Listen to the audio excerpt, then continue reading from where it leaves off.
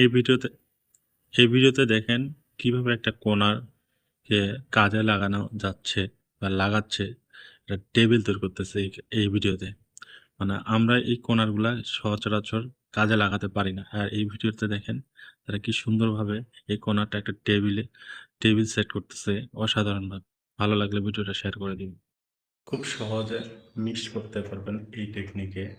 দেখেন এটা এমন একটা গ্যাজেট, সহজে সিমেন্ট বা যে কোনো রং মিশ্রণ করতে পারবেন।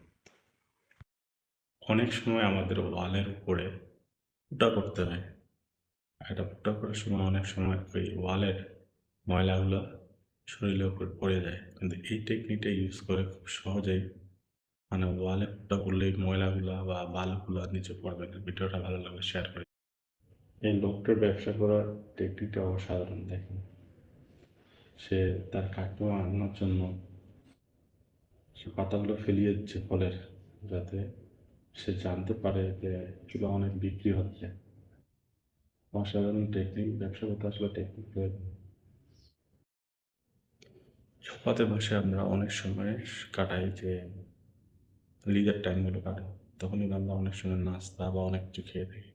আর এই ধরনের একটা যদি টেবিল তৈরি করে নেওয়া হয় তাহলে খুব সহজেই মানে নাস্তা, ব্রাশ, টুথপেস্ট এগুলো কিন্তু ব্যবহার করতে করতে একসময় শেষ করে ফেলি। আর সেটা কিন্তু একটু থেকেই যায় ভিতরে। সেটা কীভাবে বের করতে হয় আমি কিন্তু জানি না, বা জানলেও সেটা কিন্তু কেটে ব্যবহার করি। আর এটা তখন এটা নষ্ট হয়। আর এই টেকনিকে যদি কেটে ব্যবহার করেন তাহলে আপনার পেঁয়াজ বা টুথপেস্ট নষ্ট হবে না।